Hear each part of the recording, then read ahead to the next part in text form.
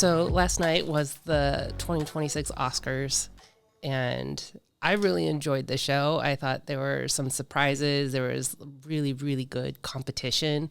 There were a lot of great films, and I just really enjoyed it. What did you think? I was excited. I thought it was pretty good. I thought it was better than a lot of recent Oscars. I thought it was better than the Super Bowl. Yeah, it's a lot more exciting. I think. Yeah. I always like for each category, just like guessing like who I think should win. Well, I have like a little analysis that I go through for the top films, and it was really hard to make a call. Yeah. This time, especially between Begonia, which didn't get a lot of attention, I thought, and I thought it deserved a lot more attention than it got. Not just because of Emma Stone's performance, but Jesse Plemons was insane. Yeah. And then the underlying theme of Begonia, it was crazy. We'll get into that in a second.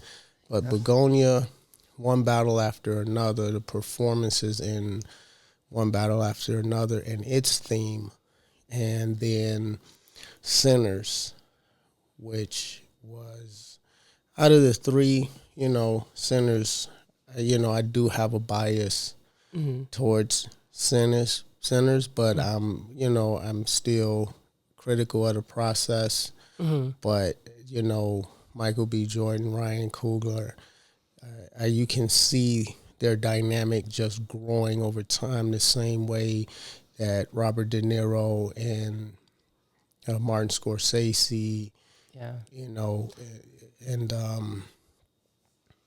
who else was it that worked with Robert De Niro? I mean, with Martin Scorsese, who was Leonardo DiCaprio. Leonardo DiCaprio. You can see that Jordan Pippen Yeah. formula starting to come together in Coogler and Michael B. Jordan. Yeah. They work really well together. They bounce off each other really well, and you could tell they're in sync. Yeah, they're in sync. There was a moment when, Michael B. Jordan was on stage, and he had just won for lead male actor, and he was thanking everybody. I would have personally liked to see him isolate Delroy a little more. Yeah. I think that was my only disappointment for the night. I would have liked to see him call Delroy out, because, I mean, the twins that he played, Stack and Smoke, when you watch the film, you can see how Delroy's character, he was obviously the Michael Jordan of the movie, but Delroy was definitely the Scottie Pippen.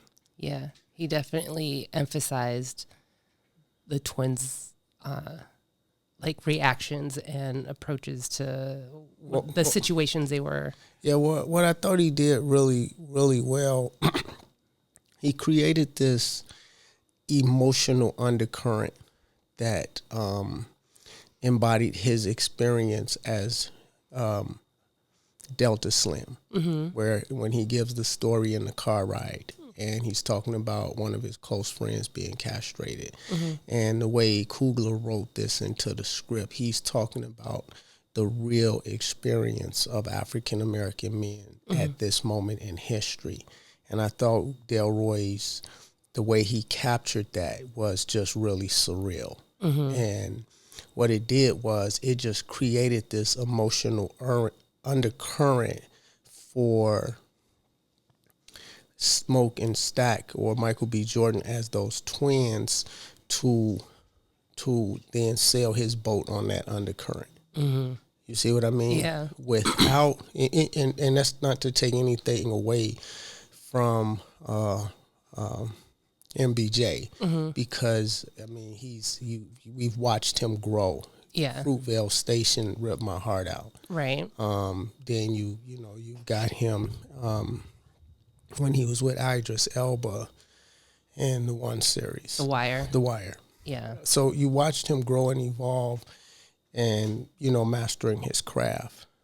But having said that, that emotional undercurrent of Delta Slim, Delroy Lindo as Delta Slim, allowed Michael B. Jordan to play those twins and to pop those characters out. I mean, and it wasn't just Delroy Lindo. It was also Haley Steinfeld and Womi's character, because they were both emotional interests to him, and so he was able to springboard his emotions off of them. But as the two solid black men in there, Delta Slim, because Sammy's he's still a boy. Yeah. He's got no experience. Yeah. Delta Slim is adding a component to the twins that if you take Delta Slim's character out of there, the twins lose a certain type of depth. Yeah. No, I see what you mean. And so I just thought his character should be acknowledged. But other than that, I mean, the whole thing was amazing. Yeah. Well, I think the best supporting actor category was really, really tough because, like you just said, Delroy's role was so instrumental and integral for that movie to really give it more depth.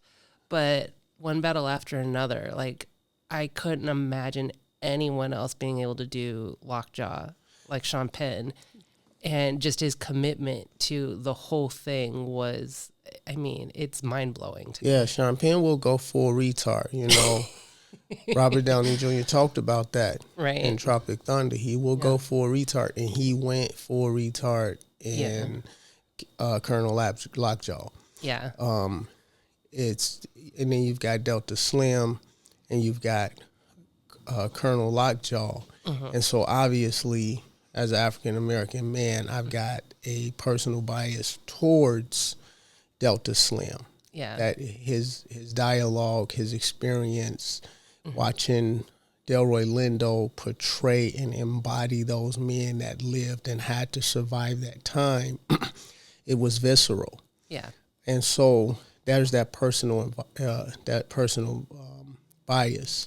There was a degree of, if you're just gonna, compare the two characters pound for pound with Lockjaw and Delta Slim, it would have been, I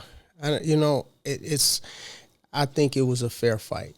Yeah. They went 10 rounds, man. And Colonel Lockjaw got it, and I can't say that the fight was fixed. Right. It wasn't fixed. It could have went either way. But like I said, my personal bias is toward Delta Slim. I would have.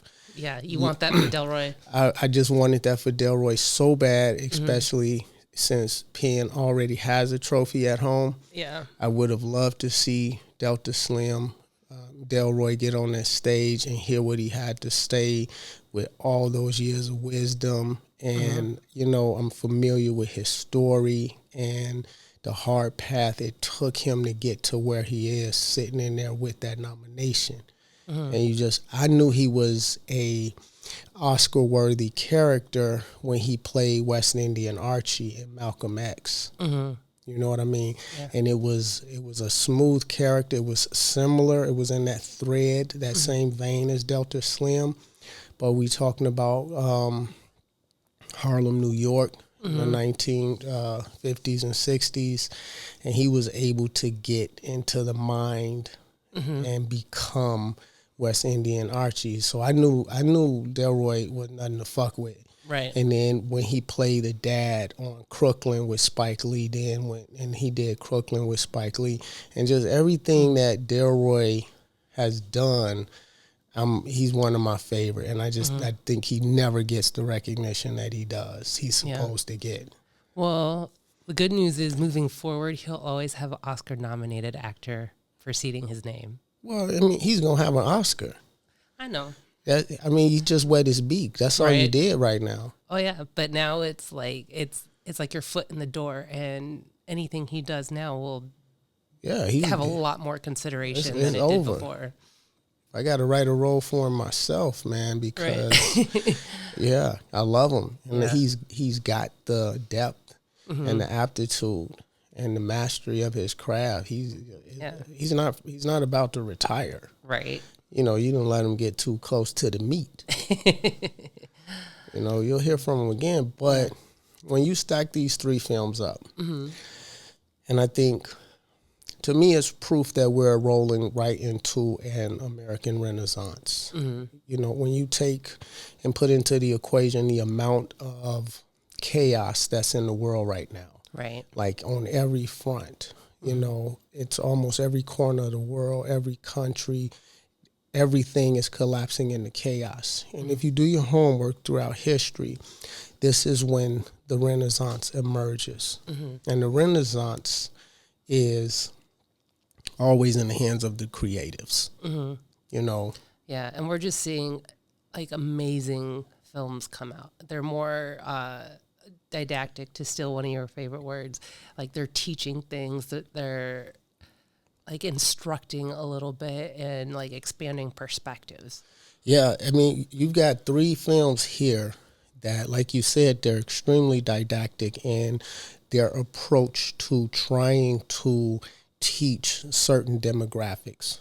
So, so for example, the theme of Begonia, it addresses the crisis that the world is in right now. We're in the world is in a crisis, and Begonia goes right after that. And I think they do it with surgical precision. Emma Stone's character, she went to another level with this. You know what I mean? Yeah. And its theme is directed. It's directly, you know, talking about the crisis of the world. One battle after another. And Benicio del Toro, DiCaprio, Chase Infinity, Tiana, Perfidia. This movie's insane. Yeah. Like, yeah, these, like, we're looking at all three of these movies, to me, in my opinion, are generational movies. Yeah. You know, and One Battle After Another is speaking directly to the crisis that's in America. Right. So you have Begonia speaking to the crisis in the world, One Battle After Another speaking to the crisis in America, and then you have Sinners speaking to the crisis in Black culture. And again, and all three movies, those writers of those scripts are able to address the complexities of those crises that are geared at those demographics without you feeling preached at, without you feeling like you watching a documentary, without you feeling like, you know, it's any ridiculum going on. You see what I mean? Yeah. One thing I wanted to mention too was what I thought was a surprise was Best Supporting Actress winner, which was Amy Madigan, who played the witch in Weapons.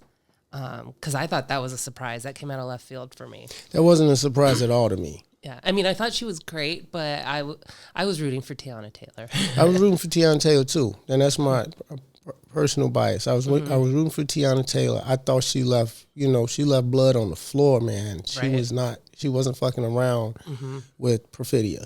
Oh yeah. It's like you want to see a reprisal of that role. Oh yeah. It was such an organic role for Tiana. It just seemed like such a natural fit for her. Like you couldn't catch her acting. Yeah. You know what I'm saying? Yeah. And she just brings this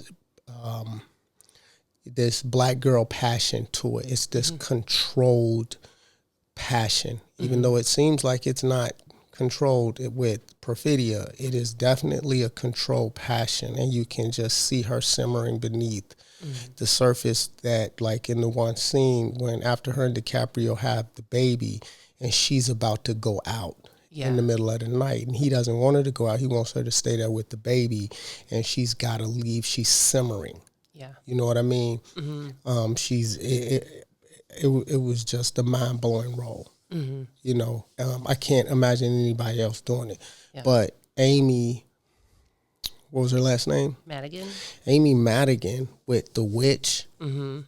Listen, man, I'm not, I travel the world by myself and I go places. I'm not easy to scare.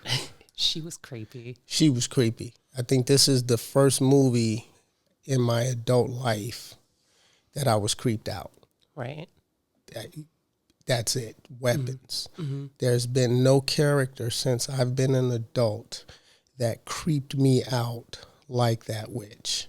Right. And the way she portrayed it was this, this diabolical. It was like this diabolical humor to it. You know what I mean?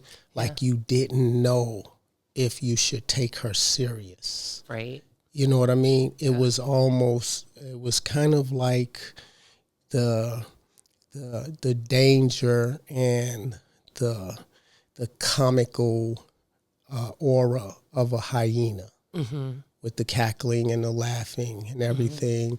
And you Even know the how looks. a hyena, if they can get the jump on a lion, they'll do it. But there's this cackling. It's just this sinister ass aura that they have. And she was able to embody that.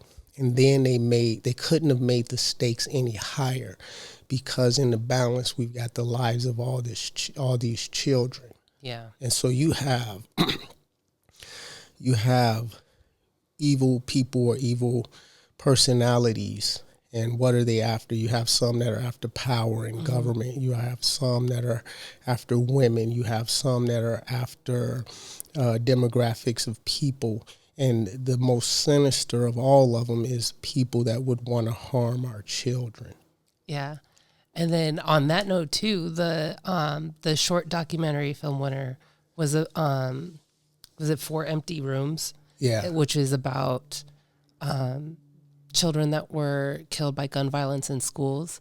And one of the moms that came on stage, her child was shot at Uvalde Elementary School.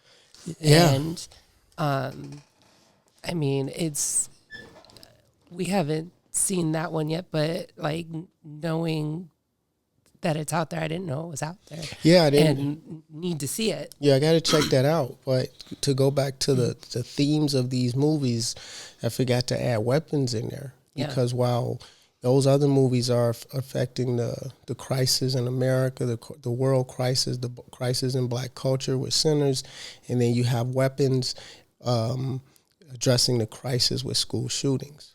Right. And what amazes me with this movie is, first of all, it's like, we all send our kids to school, but we don't want to address the matter of school shootings. Right. So when you get filmmakers and writers that are able to produce and make a movie like Weapons, and you're watching this movie about a witch and all this she's representative of this evil force.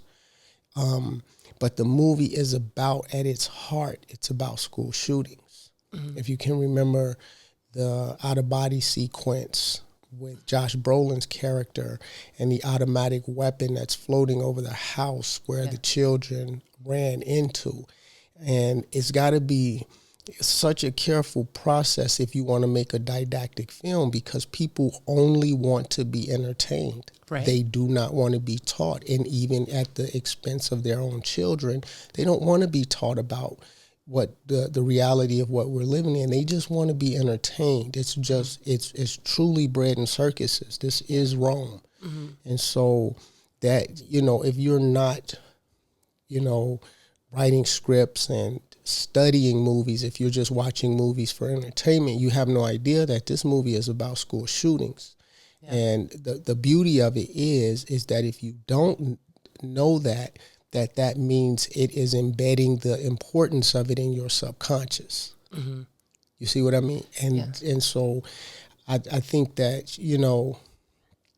she got the best supporting actress, and I think it was well deserved.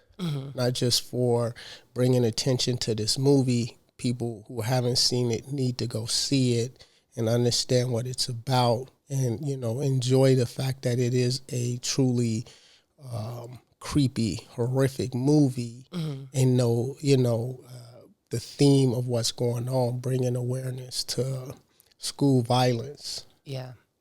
Because that's just such a lame subject that nobody wants to talk about for some reason. Yeah. They need to be entertained on it. Yeah, we've become numb to it. Yeah. Wumi, she didn't win. No. But she was going up against the witch. Yeah. And she was playing. Tiana. And she was going up against Tiana. I mean, this was a heavyweight boxing match. Oh, yeah. Like I haven't seen since Mike Tyson was in the ring. Yeah. You see what I mean? When Mike Tyson's walked to the ring, there was nothing, but tension. Right. There was no celebration. There was nothing but tension in the building. Oh yeah. When Mike Tyson when Mike Tyson's on his way to the room and to the ring, and he would play that metal grinding music, that chains and metal grinding together. It's like, what the hell is that? Like, who let him out of his? Yeah, who let him out the cage? Who let him out of his cage, or did he just bend the bars and come out of the cage? Right. But that, and so when Mike Tyson was in his prime, I'm still, a teenager, and that was, that was the adrenaline rush to watching a Mike Tyson fight and wanting to imitate his style of fighting, man, was just next level. But I don't remember that sense of exhilaration. And this last game before the Super Bowl, I wanted to see the Bears go into the Super Bowl. That didn't happen, but it was that exhilaration. You know what I mean? Watching Caleb. Yeah. But aside from that, this Oscars. Yeah, every category was like super tense because each movie was so good. And like it was like there were heavy arguments for a number of winners. Like it wasn't just a clear cut, this one's going to win, this one's going to win, this one's going to win. Right. It was close to all of them. It was one of the most fun Oscars that I've watched in a really long time. You want to wrap this one up and do a part 2? Yeah. All right.